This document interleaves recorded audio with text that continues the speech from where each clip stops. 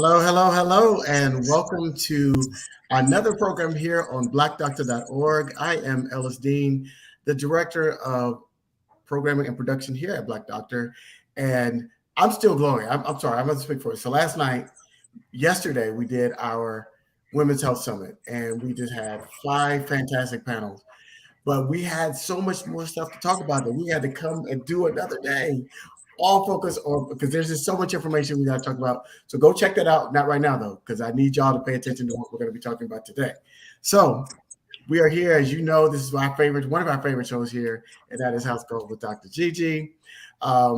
We have a wonderful program because we're going to tell you something that I don't think many of you think about. And yes, Black people can get skin cancer. So this is Skin Cancer Awareness Month, and we're going to talk about the types of skin cancer. We're going to talk about if there are any disparities in how skin cancer is diagnosed and treated in Black folks. We're going to give you the tips and techniques you can to protect your skin so you don't get skin cancer. But before we do that and talk to our wonderful guests we have here, a couple of things I need for you to do for me. Number one, I need for you to let us know where you're watching from. Put that in the comments. We'd like to know where people are watching us from all over the world. Number two, tag a friend, share this on your page. Let them know, like the show. Let them know, hey, we've got this great information and we want to see the Bronx is checking in. We'd like to get this out to as many people as possible. And then number three, if you have any questions during tonight's progress, please drop that in the comment section and ask that question, and we'll get it answered because we have an expert here that we can get it answered. So I think I have said all the particulars that I need to say. So I'm going to hand it off to the person that you came to see, and that is Dr. Gigi. Good evening, and thank you so much, Mr. Ellis. I'm particularly excited about today's show because of our guests. So before we start, hey, Ms. Francesca from the Bronx. I want to say a couple of things. It's interesting here in the Washington Post, as well as many other newspapers, there's been a whole bunch of articles about and reports about how the disparities among Black people in, terms of infant mortality, maternal mortality, you pick whatever it is not just bad, but actually is getting worse. And so I just, we should do a whole show on that and why that is, because I think so many people, hi, Mr. Suleiman, so many people think that is just simply access to care. That is the social determinants of health. 80% of the reason people live a certain amount of time is not related to seeing the doctor. It's really about things like the quality of the education that you get, how far you get educated, water quality, all these kinds of things. So I'd like to do a show about that and talk about what can be done, what we as individuals, what we as citizens, but we as a collective can do, because too many people are dying prematurely. And not just that, it's not only about the number of years one lives, it's the quality of years.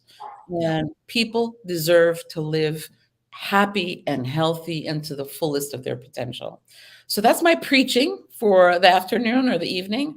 I'd like to welcome Dr. Cheryl Burgess, who is nationally and internationally renowned. She is trained at Howard University, and what do they say? Go by, but HU. HU, yeah. I know. Well, HU, I know. And I was at a always right. I was at a conference for the Black Nurses Collaborative a couple of weekends at Howard, and they kept doing the call and response repeatedly. It was very nice.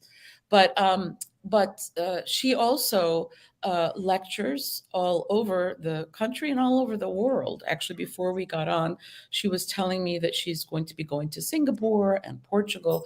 So not only is she an outstanding clinician, but she is an educator. And let me tell you, she's my dermatologist. And every time I go into her office, she always has these young people that she is teaching. And of course, I get to see all these wonderful Howard University medical students, but she trains everybody, including the certified nursing assistants that work in her office. And she just creates such a wonderful atmosphere but she also sees that her responsibility as an African American physician is to train the next generation. So I also want to say she's been very active and has held a number of leadership roles in the American Academy of Dermatology. I could keep going on, but I won't. So, welcome to the show, Dr. Burgess. We are so lucky to have you. Thank you for Thank you for having me. yes. Thank Just you. Google her. Look, I'll say it for you because Dr. Burgess, you can't say it, but I'll say, just Google her. If you really want to know how bad Dr. Burgess is, just go to Google and just type her name in, and you'll see all this stuff pop up. Promise It's you. yeah. Like I told her, I was only going to give a small, small amount of what she does, and I hope I did you justice by what I said. Um, Thank you, Gigi. when I was in medical school, Dr. Burgess, I remember that when it comes to different diseases, but specifically skin cancer, Black people actually had worse outcomes. There were some really horrible types that were more common in Black people. And so we're going to really take our time today for you to help us understand, first of all, what are some of the myths around skin cancer in people of color? And, people of color are not just one shade. There are different kinds of skin tones, as we know. But also, how do we protect ourselves? And this is Skin Cancer, Awareness Month, May is. So without further ado, please help to educate us. Yes, and again, thank you for having me because the American Academy of Dermatology, we kind of recognize skin cancer awareness for the month of May. And what we do across the country, there are a lot of doctors who do skin cancer screenings. And what our focus is kind of leaning towards now are unrepresented groups. And what I mean by that is every year I go to the nation's capital, we go to the Rayburn building and we do skin cancer screenings. And we do skin cancer screenings on people who are fully insured and in good health and everything. And so once I joined the board of directors for the American Academy of Dermatology, which this is my last year. So I think, I have a lot more to do, but I rotate off of the board was for them to recognize that the people who really do need the screening are like people who have careers or work outdoors. We're looking at migrant workers. We're looking at farmers, people who have to be outside and exposed to the elements and the UVA and UVB rays. So that is one thing that starting kind of now, we've kind of turned our focus and direction to looking at people who have those types of jobs, security guards who are outside, parking attendants, or what have you. So that's where we're kind of headed. But what I like to try to emphasize is that skin cancer can occur in anyone. And say, for instance, someone who was burned. It could have been a campfire, it could have been the house caught on fire. Any damage to the skin that was a burn could potentially turn into a skin cancer. So a burn is a burn is a burn, whether you get a chemical burn on your scalp from a relaxer, or you get like I said, a burn in the house, fire, or a curling iron burn or sunburn. They're all burns. And so we don't distinguish between what we're looking at is what was the damage that was caused to the skin. And for the most part, we examine people. I know a lot of patients that I would see commonly were elderly people, say in their 80s and 90s, who used to cook by like an open wood burning stove or sat in front of the fireplace to warm the house and got repeated sunburns or fireplace burns on the front of the legs. So that is very, very common. And unfortunately, it's not recognized as a skin cancer. They're very, very slow growing. And therefore, if they seek out their medical doctor, who is not as versed, I would say, as a dermatologist, it's kind of passed on as, oh, it's just a rash or something like that. But it tends not to go away. So we're looking at lesions that they don't heal, what we call a non-healing sore. You definitely want to investigate that with a dermatologist. You have said so much. I'd like to kind of come back to that. Mhm. Even as a physician, it goes to show you why it's so important to have specialists as well. I know to look at people's scalps, but I tend to look at people's scalps who are bald or balding. Yes, But I don't know. yes. I'm of the generation where we used lye in the relaxers, and I remember getting a relaxer one time in Egypt, and let me tell you, whoa, it burned so badly, right? And I that's a very, very important point that I didn't even think about, observing or asking about. And then the fire and the exposure. And well, talk to us about the fact that the difference between generalists and specialists in terms of not recognizing some things. But please talk to us about how physicians are trained in the first place when it comes to recognizing skin problems in people of different skin tones. Well, dermatology is a 4-year residency program after graduating from medical school. And so we see this day in and day out, and therefore we have an eye for it. But I do have to qualify that in that a lot of our training and teaching is on white skin. And so there are probably, I think the last survey was that roughly half of board certified dermatologists don't know how to recognize certain common conditions on skin of color. And what I mean by that is you have your Asian population, your Native American population, Latinx or Hispanic, and obviously Black. And they just don't know or got the training in what it looks like. Unless you may have trained in like what we call a public hospital, like Grady down in Atlanta. We used to have DC General Hospital here, or, a place where a lot of indigent patients go, or it's what we call the public hospitals. Did any of the trainees really see Black skin? If you're away in the Midwest or something and it's not a high population of skin of color, then those trainees or residents probably hardly saw any. And so the Skin of Color Society was formed in 2004. And what we do is we advocate for skin of color in all capacities, dermatology that we can. We put out atlases, we do lectures, we train residents who have a need to know what skin of color lesions look like. And so that's a start, but truly, I think they just need to be trained and know. And I think that it starts with getting more skin of color medical students into dermatology. Exactly. That's one of the main issues that I'm an advocate for. And so that's why I do a lot of teaching and training of medical students and residencies, because I want them to become dermatologists. Mhm. I want them, I've been in practice 35 years and I'm not going to be here that much longer practicing dermatology. But there are some people that practice into their hundreds. I was just reading an article.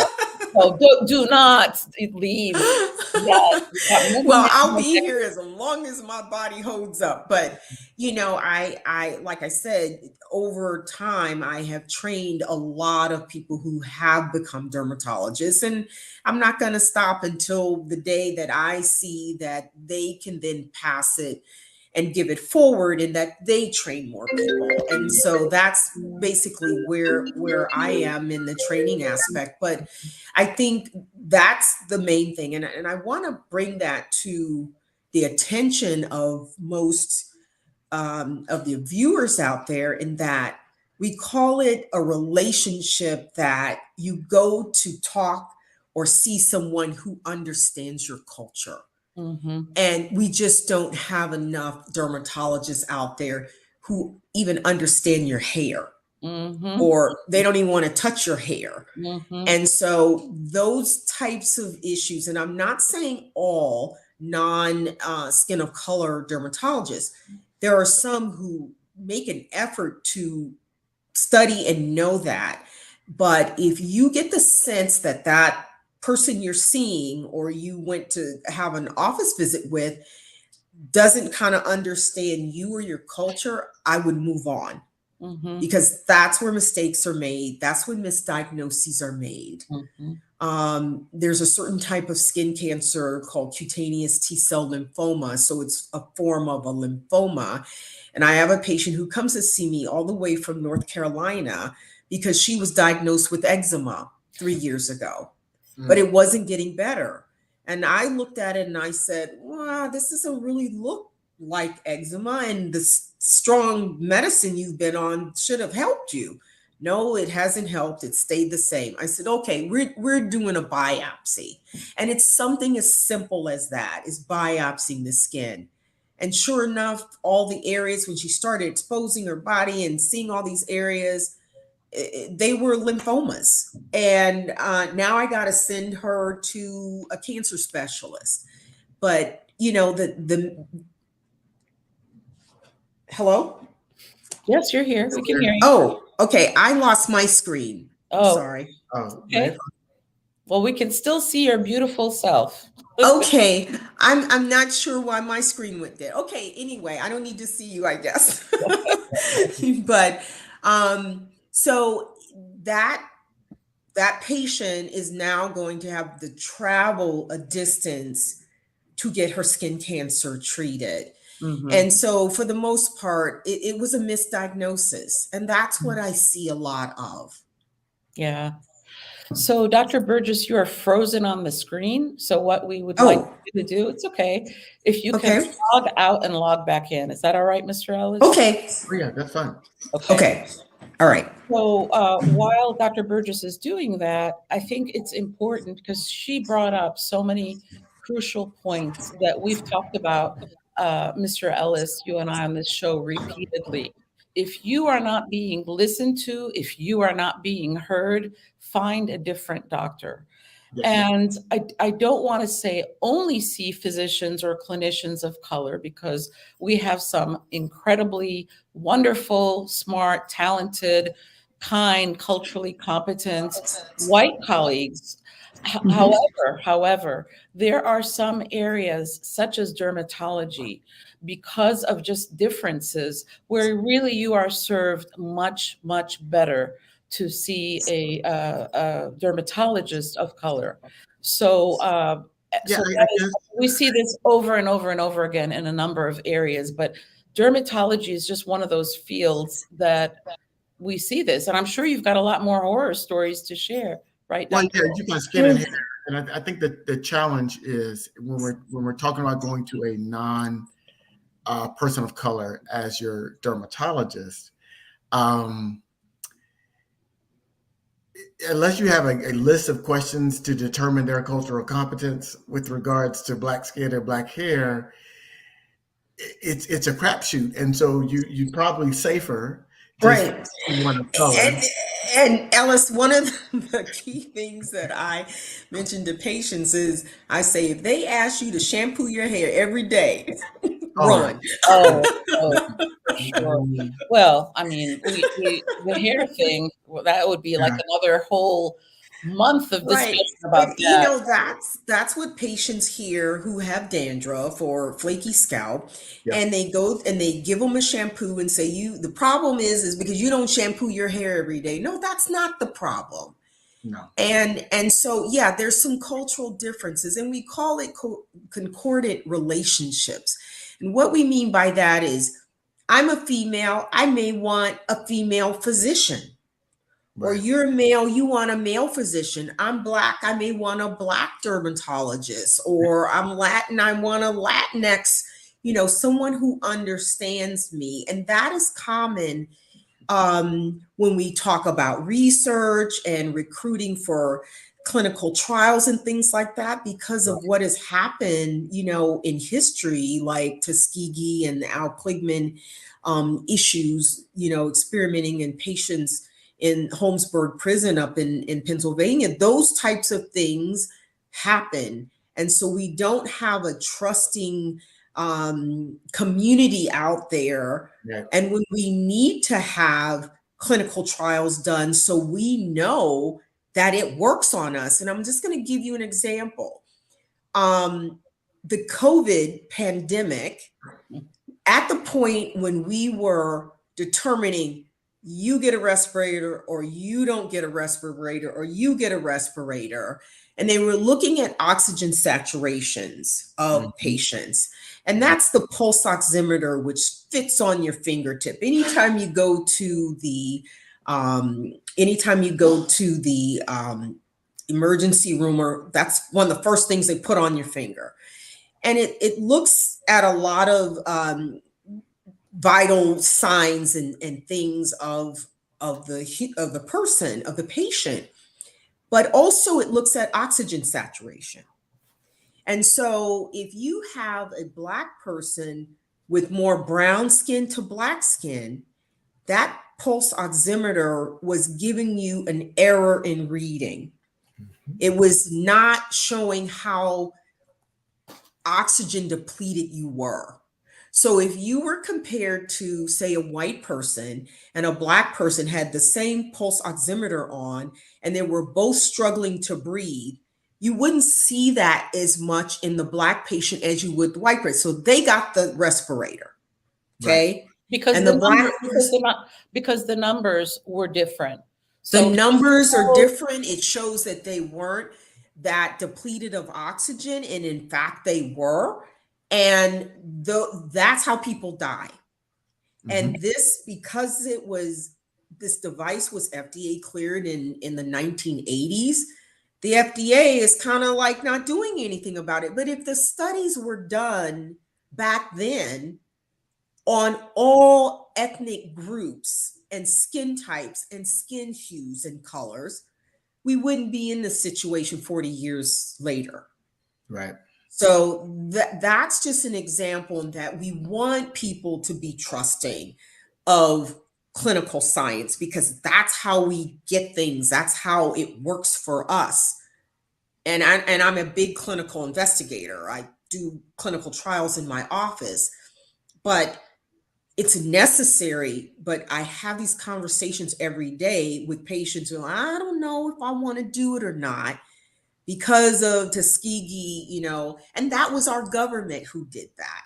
Yeah. That was the US government Public Health Service who denied 400 men out of 600 men treatment for syphilis. So why wouldn't people? I mean, that ended in the 1970s. So there's still people, 1972. It went from 1932 to 1972, 40 years of that going on. So we need to see more patients of color in our offices. We need to be able to recognize skin cancers. We need to be able to recognize all kinds of dermatologic conditions. And we're not going to teach other people unless we bring that information right in their face. Well, Dr. Burgess, do you feel like as a result of those types of things and really and I'm just going to be nice and say bias, in terms of just really only seeing and only training on non-patients of color and doing clinical trials on non-patients of color, that even in 2023, we're playing catch up in terms of getting the information and getting to understanding, because I know we understand it, but just in terms of the general medical establishment, right? Are we playing catch up because we are so many centuries of and being a clinical investigator, I am so busy to the point I'm turning down clinical trials. Wow. And I'll say that there are different phases of clinical trials, and phase 4, which is the last phase, is usually something that's already FDA approved, already out there on the market. And the company says, I want to do a direct to consumer advertisement on TV, and I want to say everybody can use this. I'll just pick psoriasis or whatever. Mhm. And they're like, well, no, the FDA said, no, you can't, because you only had 1% of skin of color in your whole clinical trials. Well, who do they call? They call somebody like me. Can you do phase 4 clinical trials for us so that we can advertise that it's good for skin of color as well? Right. And therefore, I'm super duper busy. Right. And so that is one aspect that we're trying to do, is train more skin of color physicians in clinical trials. Right. Because these companies are like, I got to spend a few more $1 million. Yes, you do. Yes, you do. Because you didn't do it the first time. Right. It's So going to be those part are of your the things. plan. We need more Black site investigators. We need more Black Yes. principal investigators. We need more Black people at Everything. the Everybody. right? Throughout the Everybody. pipeline, Exactly. everything. Exactly. And I see there was a comment from Ms. Thomas about how she was treated and how there was a scar and sort of she was dismissed.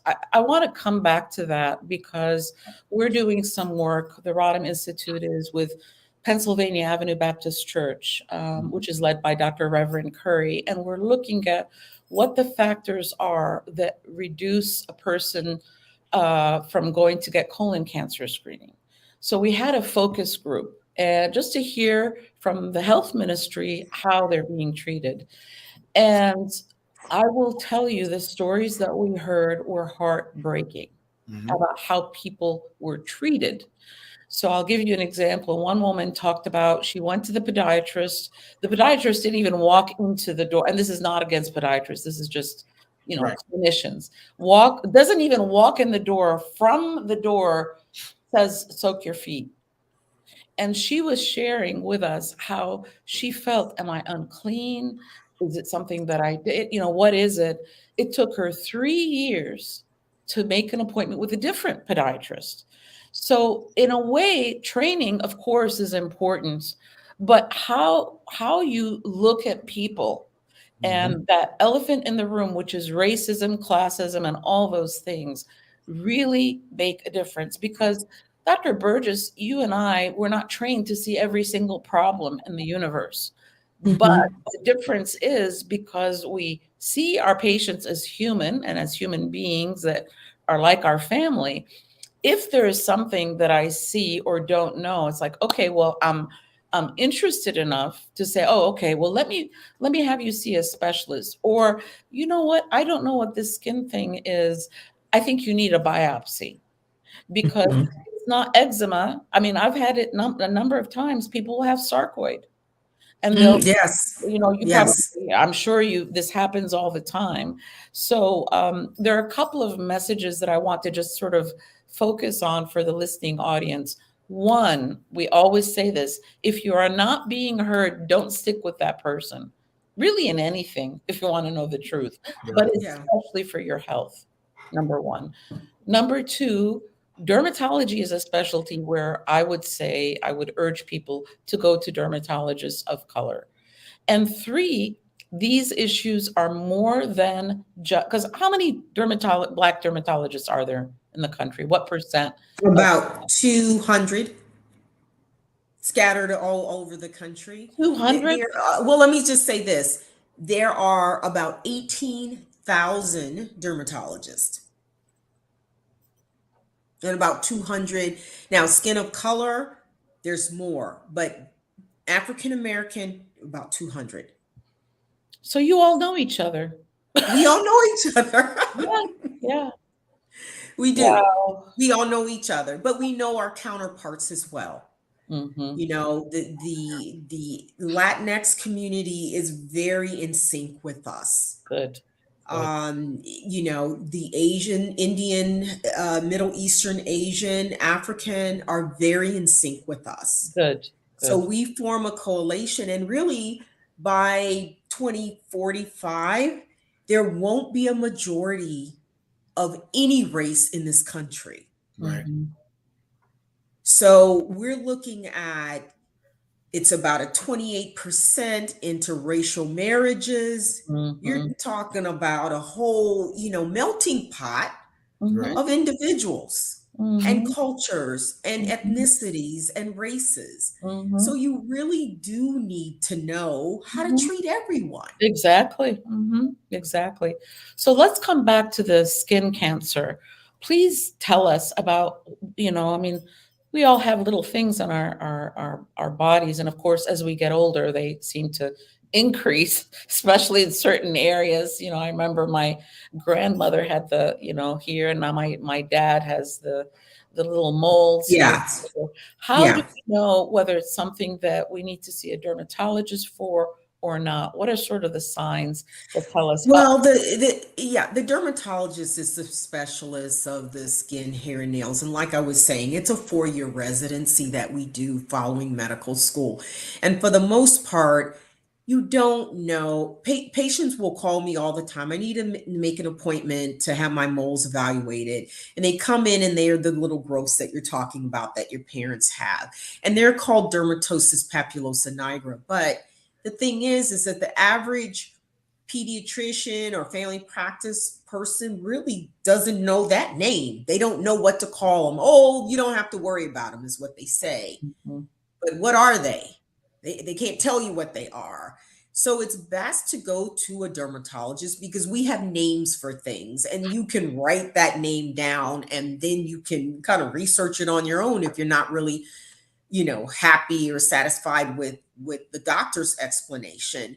But you don't know what truly is a mole. So I advise everyone, it doesn't, bother the dermatologist that you're coming in for a little skin tag. It's rather to be safe than sorry. I've had some people come in and thought it was a skin tag and it was a tick on them. And then I got to test them for Lyme disease. So one thing can actually lead to another, but it's very important. Any little growth or any little thing on the body, have a dermatologist take a look at it. And if you're not satisfied with the explanation that the dermatologist you went to had, definitely say, well, what name are you calling this? And you can research it and look on your own, or go to someone, like I said, a cohort, situation in where it's a person of color. So that is the main thing that I usually recommend. My screen went black again. I'm not sure why. So weird. We can see you. Why? Okay. I'll See you just well. continue. Yeah. I'll just continue. Yeah. So You're still glowing, Dr. Yeah, Bird. you are still You're glowing. still glowing. Oh, okay. So that is why I recommend that everyone try to see a dermatologist. You know what the You problem froze is, now. though? Now Yeah. you It's froze. frozen. You got to log Okay, let out. me see if It I goes can black and log then in it freezes. again. Yeah. Okay. Yeah. I think that's the key. It goes Yeah. dark and then it freezes. Yeah. So But yeah, actually, yeah. Sorry. Go ahead, Mr. no, Ellis. I was going to bring up when we were talking about clinical trials, we did a survey on BDO and asking people, said clinical trials are essential for us to gain access to the best drugs, but many Black people choose not to participate in them. What's stopping you from participating in clinical trials? And look at the responses. Wow. Distrust, about almost 9%. I've never been asked to participate. Quarter of the people have never even been asked to participate. And then historical dishonesty, like Tuskegee, Henry Lex, it's another 11+%. So now, and then all of the above, right? So now what we're talking about is over half of the people said all of those things combined is why they're not going to participate in clinical trials.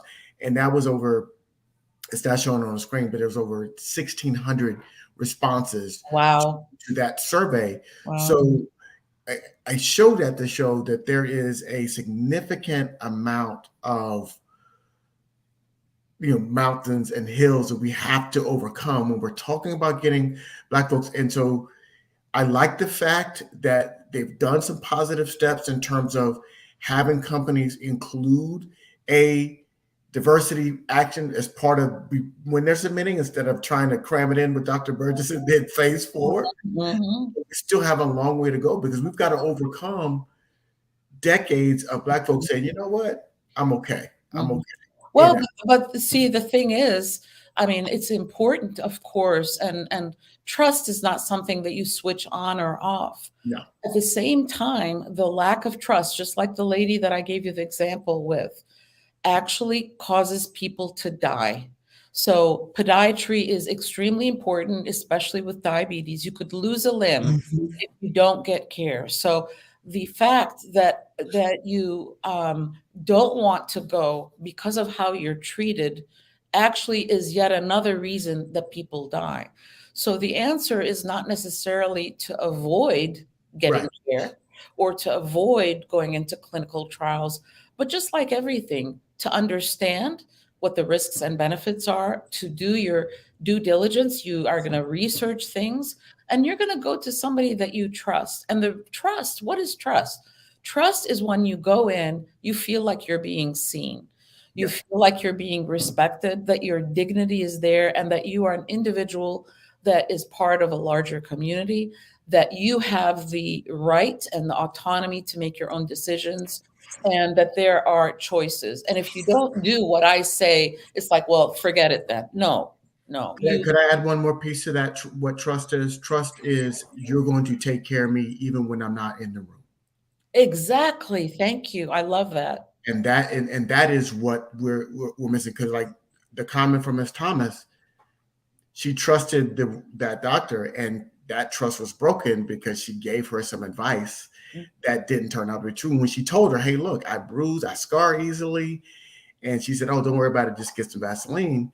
So now it's going to be harder for her to trust the next person because she got some bad advice when she told the doctor, hey, look, I scar easily. So the methodology you're taking to remove this mole might leave a scar. And it's obviously that was something that was, so those are the things that we're having to do. So that information from that poll that I showed is really for the industry to recognize, to say, look, you're starting from a place of negativity, right? When you're starting with this community, there is decades, and we could even say centuries of distrust built up. So you can't walk in and say, we've got the greatest intentions, because stories like Ms. Thomas, that's recent. I'm sure you all have stories that are recent that people are experiencing today. So that's what you're fighting against. You're not just saying, hey, we're doing a great thing. We've changed and you should trust us. No, I need to see, like my grandmother said, I can see better than I can hear. So I need to see your works, and I need to see it, and you need to take care of me even when I'm not in front of you. Well, my parents always say, you can hear what people do, but hear what people say, but watch what they do. What they do. I mean, Yes. So Dr. Burgess, coming back to you, as I mentioned at the top of the hour, we were talking about some skin cancers that are particularly bad in Black people. And from what I recall, well, that's the melanoma, and I know you're speaking of melanoma. That's the one that can be diagnosed now, and 6 months later you're gone. That's the one that isn't necessarily related to sun exposure, because it can occur between the toes or between the buttocks or somewhere where it didn't get sun. So initially I talked about more of the burning type of skin cancers like basal cell and squamous cell carcinomas. And then we touched a little bit on lymphomas, which are also a type of skin cancer. But melanoma became more, to the forefront in Skin of Color when Bob Marley died of a melanoma. Right. And he had a melanoma on his toe, played soccer all the time, and just thought he bruised his toe. But in actuality, and once it was detected, it was a melanoma, and shortly within a year, he was gone. So we know that this type of cancer is very aggressive.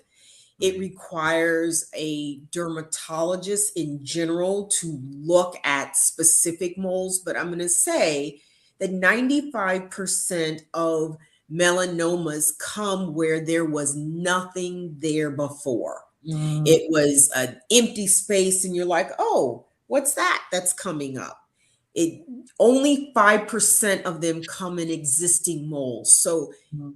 they don't really tell you that, but I want to tell the viewer that. Right. Look for areas that come up where you know you didn't have anything. And if you live by yourself, use a mirror to look in areas where the sun don't shine, because you need a partner to examine each other, or a mirror. And that's really all it takes. But basically, we go through what we call the ABCDEFs of melanoma. So what happens with this lesion that comes up? First of all, most moles are very nice and round and what we call symmetrical. So if you look at an eraser on the pencil, that's a nice round symmetrical area. So we're looking for, is it asymmetrical? B is for the border. Is the border nice and smooth like an eraser on a pencil, or is it jagged, like looking like the map of the United States?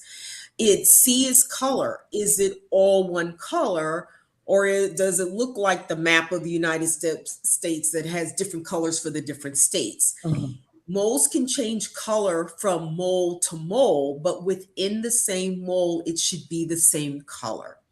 Diameter, again, eraser on a pencil. Most moles don't grow larger than that. That's 6 millimeters. So we're looking at the eraser on the pencil, and you can take a eraser and put it against your moles and measure the 6 millimeters. E is for evolution.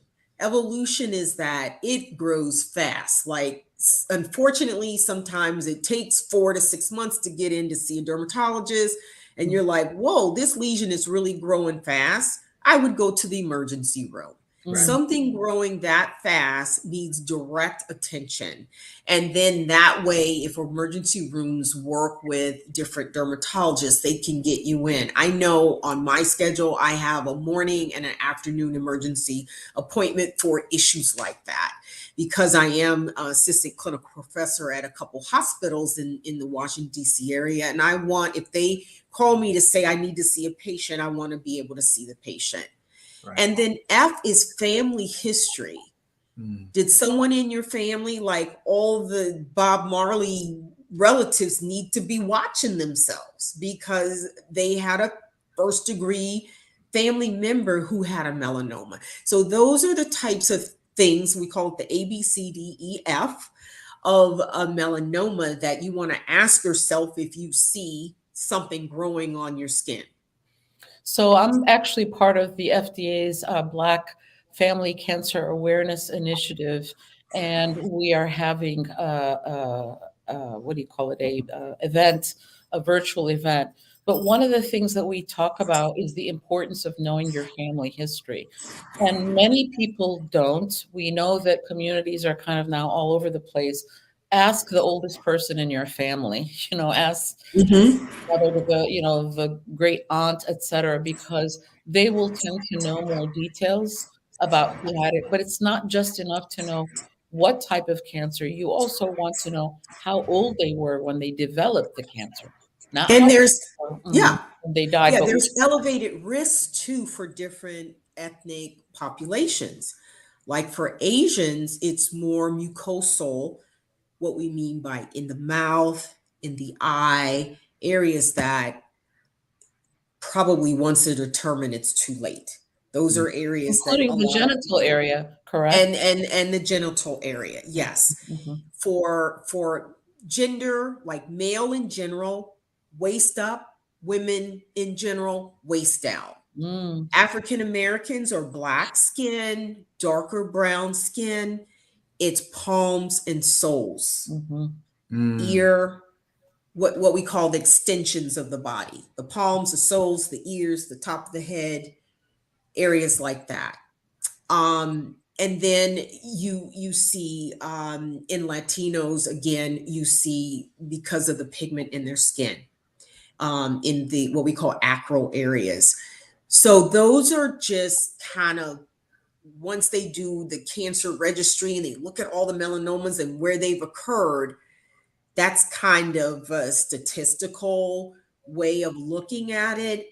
But, and again, Bob Marley had it on his toe. So particularly, and I say this to women who get pedicures all the time, I know it's a relaxing time in where you go and you just want to listen to music or read or do something while they, change your toenail polish out and give you your pedicure.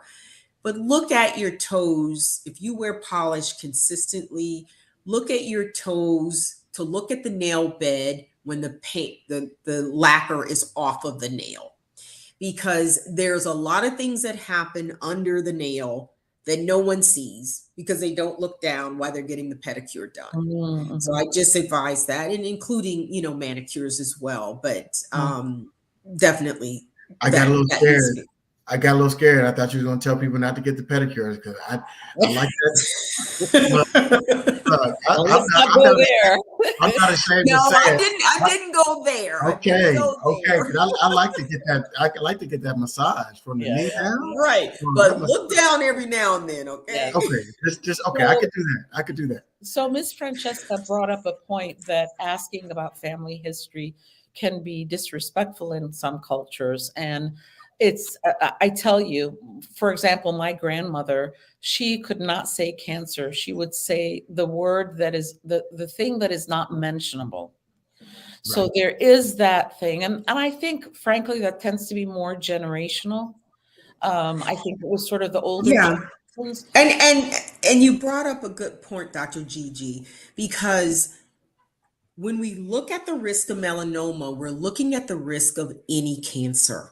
Right. So you could have had a family history of colon cancer, lung cancer, breast cancer. That puts your risk of melanoma. That's the only of the skin cancers that puts your risk higher than the average person.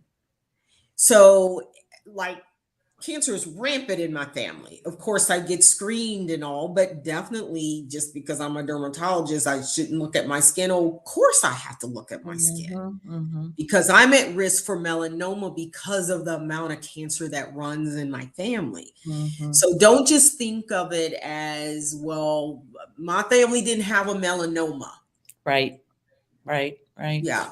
So going back to this, you have a question from Ms. Francesca. She asked this earlier. I thought I was going to get it asked, and it's about melanoma. So I wanted to put it in. So she was asking, can you talk a bit more about subungual? That's under the nail. Melanoma, yes. Subungual melanoma is very common in African Americans. In fact, and I had a Hispanic woman just recently. And she came in for something else, and it was on her thumb, on her thumbnail. So naturally, I saw it right away. And she said, "Oh, no, it's nothing. I garden and dirt got under my nail."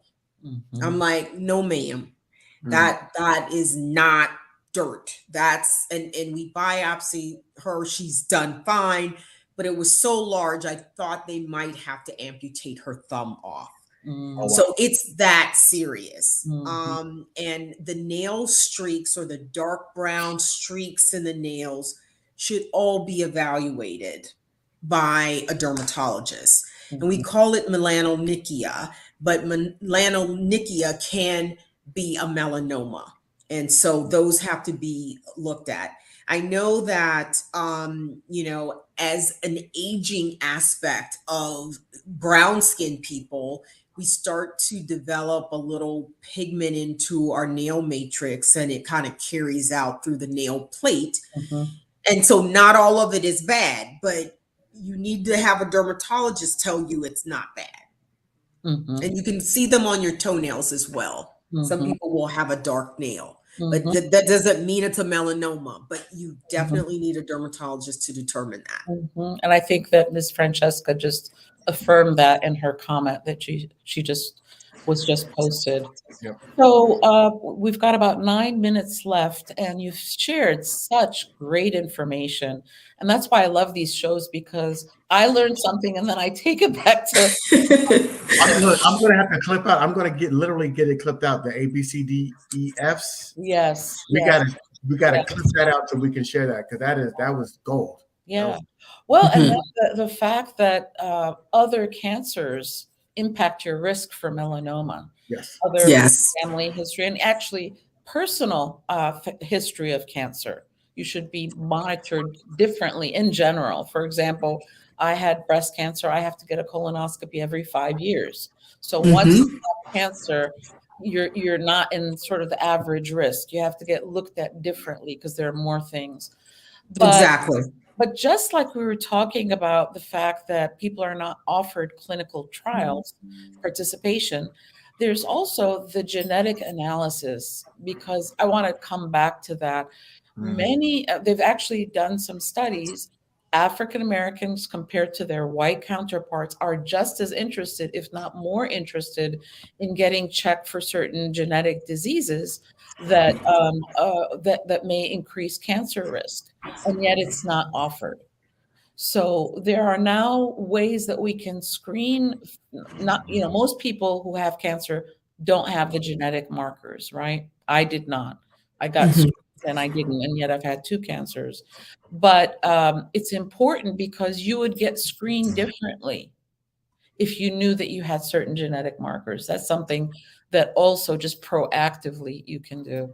So, Dr. Burgess, what are the points, that the take home points that you want to make sure everybody listening knows about when it comes to skin cancer and making sure, whether it's screening or treatment or anything? What do you want us to know?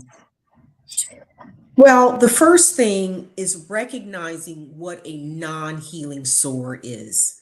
So, for the most part, that means you had it last Christmas and you have it this Christmas. Okay. Most injuries to the skin, most damage or what have you, it may last a few weeks, few months at max. If it lasts longer than that, seek out, a dermatologist to try to determine what it is. It's very, very easy, very simple procedure. I've had a biopsy myself before. It's uneventful. It takes 5 minutes to do in your dermatologist's office. And most people don't know that even if the doctor doesn't know what's going on, that biopsy can be very specific under the microscope. So, whenever in doubt, I biopsy things. And I tell the patient it's going to take 5 minutes. We do a little numbing there, take it out, put one stitch in, they're on their way. It literally doesn't take long at all. So that's the first thing, recognizing a non healing sore. The second thing is evaluate and assess your body. Be aware of your body. The skin is the largest organ of the body, and we kind of ignore it. And dermatology looks at skin, hair, and nails. So anything that is a situation with any of those organ systems and appendages, definitely see a dermatologist. I would not see, say, a generalist or family practitioner, or even a surgeon or plastic surgeon for that matter, on a mole, trying to determine if a mole is dangerous or not. And have a full body exam. Most people go to the dermatologist and they're like, what's this? They show their hand and they say, okay, and then they leave. And I'm like, well, have you ever had a full body exam? What that means is I go through your hair, through your scalp, look in your face, ears, eyes, feel your neck, go all the way down to the bottom of your feet. And I tell women, no nail polish on so I can see everything. And a yearly exam, especially someone who's at risk for cancer, you're at risk for melanoma. So a yearly exam is warranted. And I would book that every year. Use your birthday as an anniversary if you need to get your birthday suit evaluated. So those are the main things that I want to point out, because I don't expect the patient or the viewer or anyone to know what I know, because it took me a while to train and know that. Mhm. But you really want to be able to jump on something if you see it. Mhm. And don't waste time with, use a cream, it's not working. Mhm. A few months it should work. If not, You Mhm. need to move on, or let the doctor know. Don't be afraid to tell the doctor it's not working. And we have smartphones now. Take pictures. Mhm. Take pictures every month or what have you, and say, you know, doctor, this is what it looked like in January. This is what it looked like in March, and it's still looking, you know, that's very helpful. I'm always asking people, did you take a picture of it? Can I see what it looked like? Because sometimes patients will use the home salve or what Mhm. grandmama told them to use. And so when I see initial lesion, it looks different. Mhm. Mhm. So I want to really know, is this the true lesion that I'm looking at? And then if doubt, I'm like, let me biopsy it right quick. Take me 5 minutes and then you're on your way. Mhm. I think, thank you. That is excellent advice. And I would add, just in general, if you're not being heard, go to somebody else. And it's not Mhm. a requirement to go to a physician of color. However, having said that, when it comes to dermatologists, there are only 200 African American dermatologists, but we know that our We're training more. Yes, more, but our sisters and brothers, dermatologists who are of color, tend to be, trained and are more aware of differences in skin tones. But you want somebody that takes care of you in general, that cares about you, and is, even if they don't know what it is, will either biopsy it or get you to somebody that knows. And, Right. yeah, And I do have to say that this past year, 50 African American skin of color medical students matched in dermatology. So that's we can huge. so if we can keep that up, every year we'll have 50, at least 50 going out into the community that will help these numbers. We can move up from 200. Well, that's a credit to you. I'm sure that you probably Oh, got 10 of them in, of the 50 at least, if not more. Yeah, Wow. we can wrap our arms around them because I promise you, I think we've had at least 6 or 7 of your colleagues on here on Black Doctor. Most notably, Dr. Brooke Jackson out of North Carolina. a She, good friend of mine. I she just saw her last weekend. yes, she's been our go-to dermatologist. So we'd love to have you as part of our team here because there's people tend to see dermatology as a vanity type discipline, and it's not, right? I mean, I understand, yes. No, although I do both, and it's Yeah, because I'm an expert in cosmetic procedures and I do a lot of research in cosmetic procedures. But I like to use my brain. I like to use my brain every now and then. And so right. general dermatology is my heart. So I do everything. And I know Brooke Jackson. Like I said, I was with her this weekend. She's a good friend of mine. Her father was one of my professors when I was in medical school. And Wow. she's originally from DC. That's how we know each other. But I mean, that's just great because she's a great clinician Yes, and she draws from south of me, and I draw from Pennsylvania, Delaware, Maryland, West Virginia. So there there really needs to be someone in every region right. to help the massive need that we have for skin of color dermatologists. Mhm. Wow. And in closing, let me just say Dr. Burgess is what they call multiple, triple threat. I was going to say quadruple threat. But not only is she an excellent clinician and she's my doctor, not only does she take care of patients in a holistic way, which respects them as individuals, as in the context of family and community, but she is an advocate, as a researcher, and she's a teacher. I mean, 50 new, medical students going into dermatology.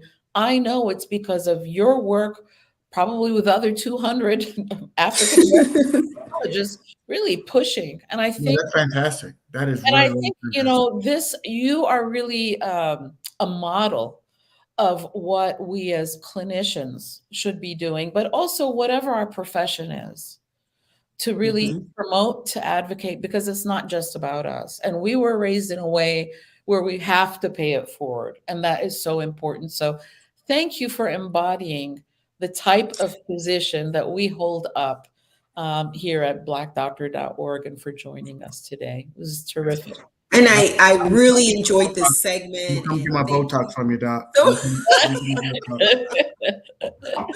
But thank you so much for having me, and I look forward to doing it again. I love talking about dermatology, as you can tell. Yes. But it's a pleasure to inform the viewers of what is out there, what to look out for, and hopefully there will be a Black dermatologist or a skin of color dermatologist in your area soon if there's not one.